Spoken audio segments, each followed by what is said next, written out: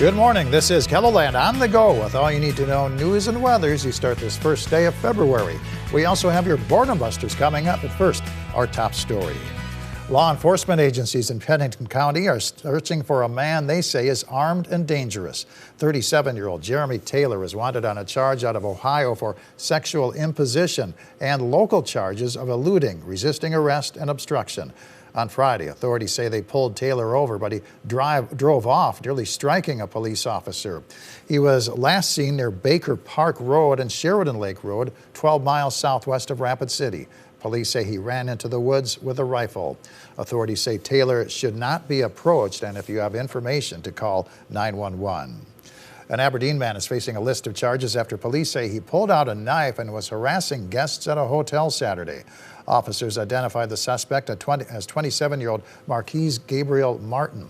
According to police, Martin ran out of the hotel and was later seen trying to steal from a nearby grocery store.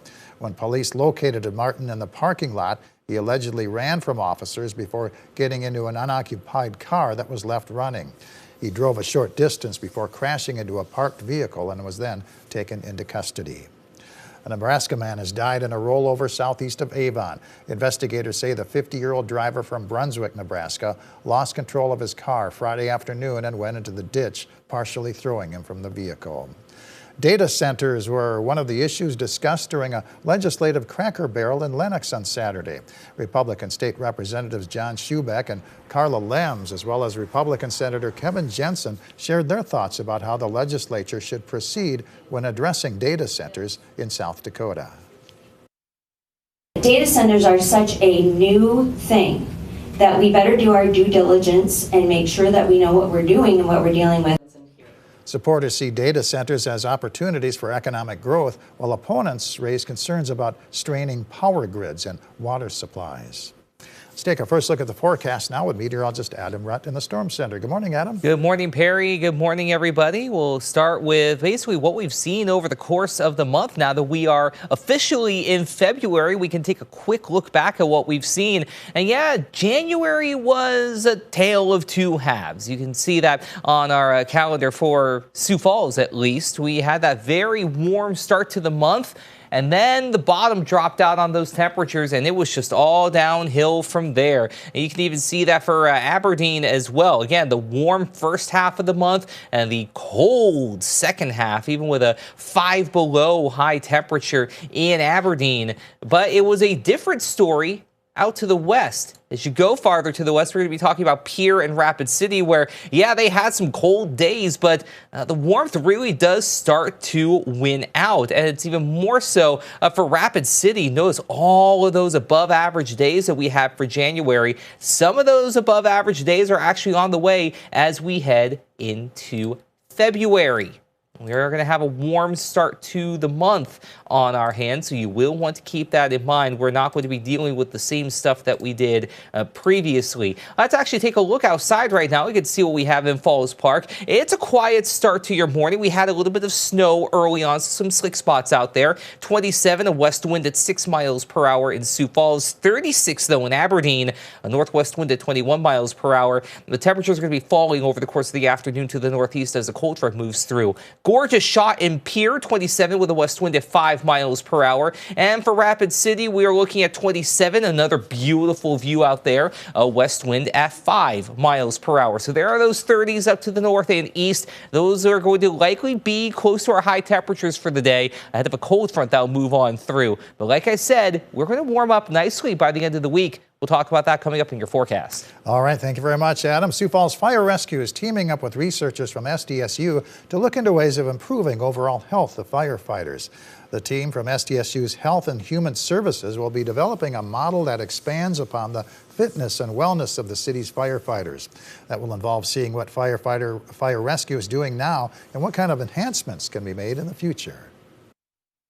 We're listening to them as, we look in our different boxes of areas of physical activity, nutrition, whatever it might be, and making sure we're providing something that's worthwhile, that they really see a benefit in and will help overall. The research project is in its beginning stages and is expected to last 1 year. American Legion Post 15 in Sioux Falls is hosting an all-you-can-eat pancake breakfast. Serving time goes until noon at the South Dakota Military Heritage Alliance. The cost is $8 for adults, $2 for children. That's followed by the Four Chaplains Memorial Service from 2 to 4 p.m. featuring the Singing Legionnaires.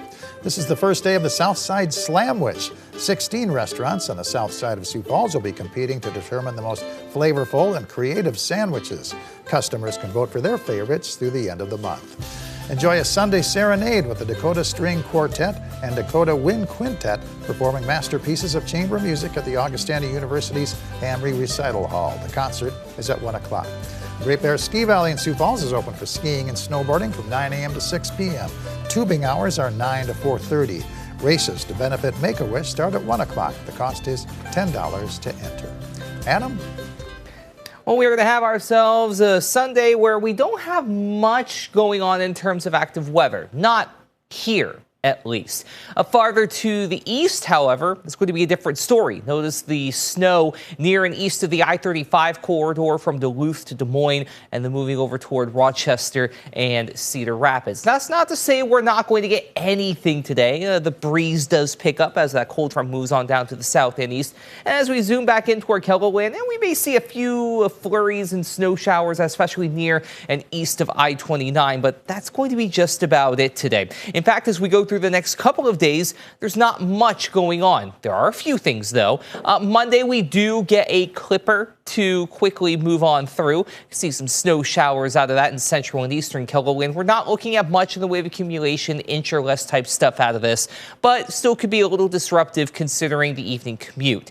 For Tuesday, some rain showers out to the west, a little bit of snow toward the Black Hills, but that's going to quickly come and go. Then Tuesday night and early Wednesday, a couple of flurries and little rain showers as another little system moves on through. But after that, we turn off the moisture feed and we turn up the warmth. I don't necessarily want to say heat, but it is going to be warmer all the same. 40s, 50s, not out of the question. Even out west, you could see a 60 or 2. We'll show that off on the 7-day forecast. But beyond that, if you want cold, you have to head way to the east, to the I-95 corridor.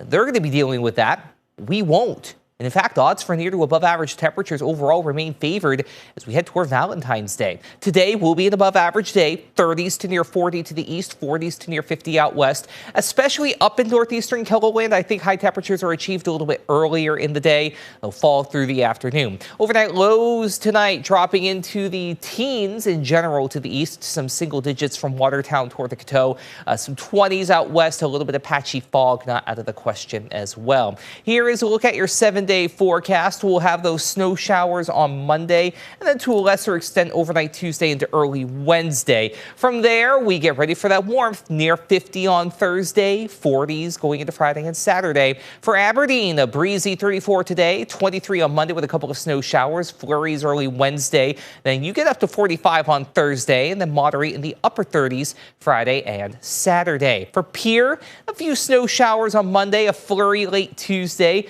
40 degrees though today under a mix of sun and clouds, then 54 on Thursday, mid to upper 40s as you go toward Friday and Saturday. That's 15 to almost 20 degrees above average. And then for Rapid City, 50 today, 53 tomorrow, some rain showers possible on Tuesday and a high of 47.